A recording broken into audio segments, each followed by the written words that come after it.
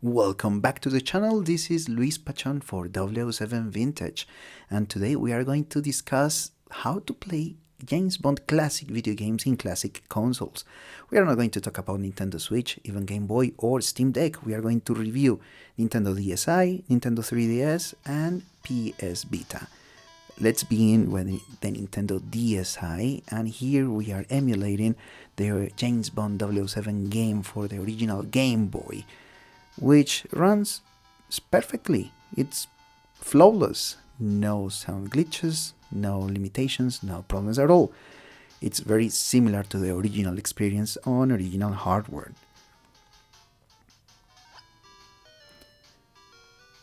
Moving on, we have The World Is Not Enough for the Game Boy Color, which is arguably the next generation. Some people classify as one single console with the original Game Boy, but here we have the gun barrel, which is a nice detail with different music for some kind of weird reasons by Eon. And here we have the first level of the game, which is the bank in Bilbao. As you can see, the game is perfect, no sound issues, no graphic problems. In general, The World Is Not Enough, even though it's a difficult game, is one of the easiest to emulate with good results.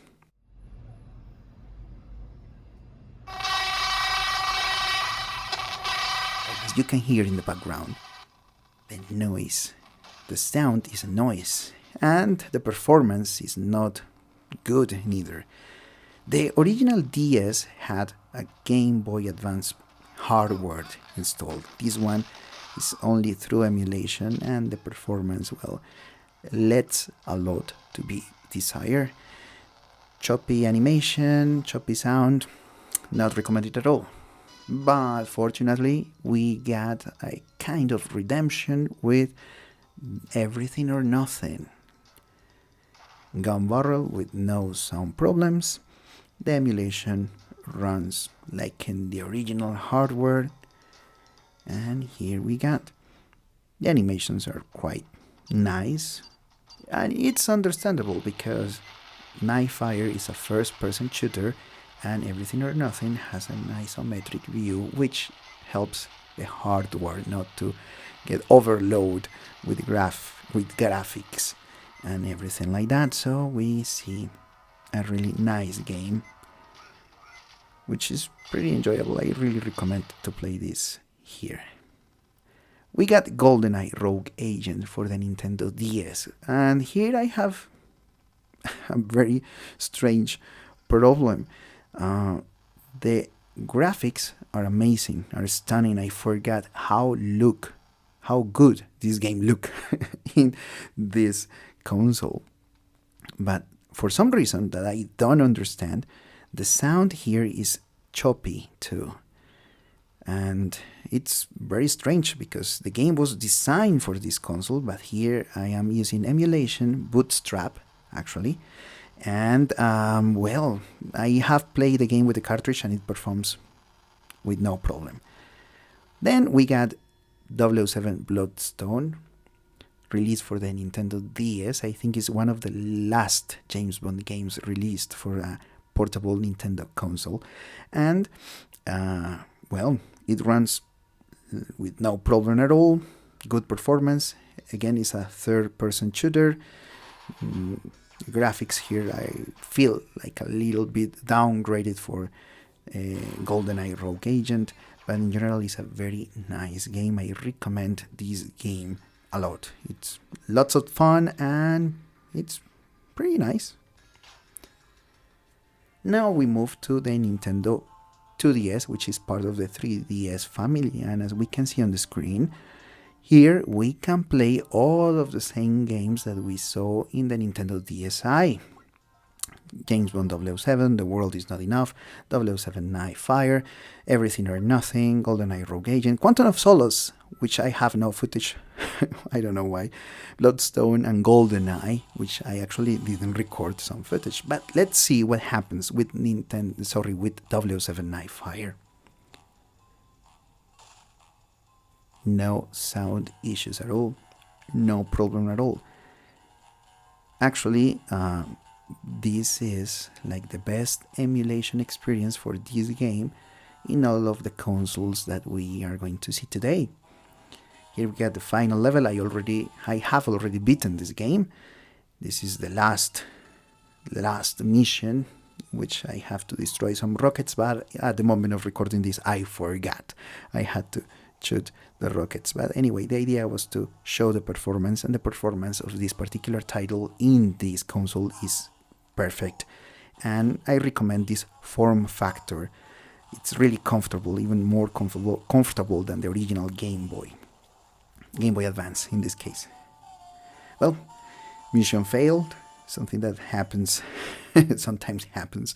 But now, la pièce de résistance, PS Vita. PS Vita can emulate Game Boy Advance games, and here we got MGBA, and this emulator can play all of the games that we reviewed before. James Bond 007 for the original Game Boy has some sound issues, some instruments in the music tracks are missing, but overall the performance is okay. The world is not enough, flawless as in the other versions, no problem. I think this is the game that runs the best. Unfortunately, it's not the best title, it's not the best game. Nightfire, even worse than in the Nintendo DSi version. It's worse. Horrible sound, frame skip. I know you can change that in the emulation settings, but it doesn't improve, trust me. Everything or nothing, no problems at all. Nice performance, but I haven't tried Nintendo DS games here. I think they can be played there, but I am not sure, and I haven't tried. But there is something special with the PS Vita, and is that we can emulate PSP and PlayStation 1 games with Adrenaline, as we saw a moment ago. In this emulator, we can play titles as Tomorrow Never Dies, which is there in the memory stick, of course. We also got The World Is Not Enough and 007 Racing for the original PlayStation. But also we can play From Russia with Love for the PSP. Tomorrow Never Dies plays smoothly, no problems at all, no issues, everything is fine, except for one tiny little thing. We only got 2 triggers on the PS Vita. And this game, and The World Is Not Enough, uses, and even 007 Racing uses the second pair of triggers to do something.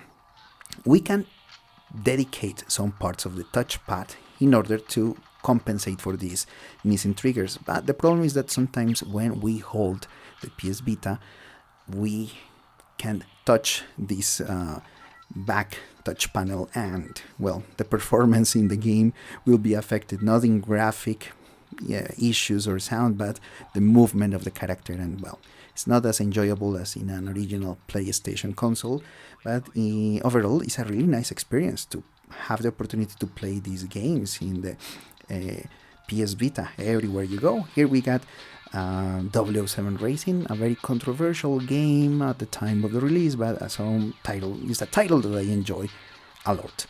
And well, that will be pretty much all of the PlayStation titles available in your pocket with the PS Vita.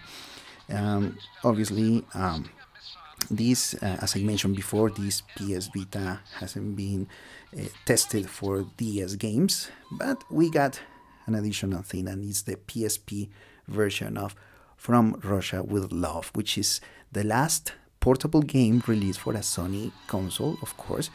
And well, we got the last games, Bloodstone and GoldenEye, for the Nintendo consoles, for the DS, and this one for this Sony console.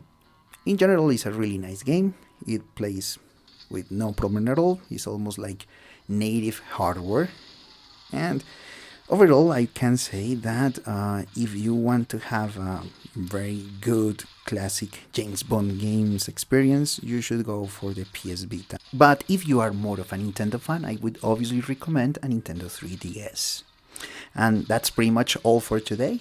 Thanks for watching the video. I hope you enjoyed and see you soon.